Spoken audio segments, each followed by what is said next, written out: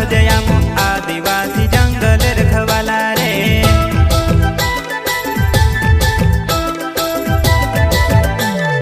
चल जंगल जमीन काजे पूजे रे आदिवासी दुनिया ने रखवाला रे। बाप देव खतरी काज पूजे रे आदिवासी सबसे निराला रे।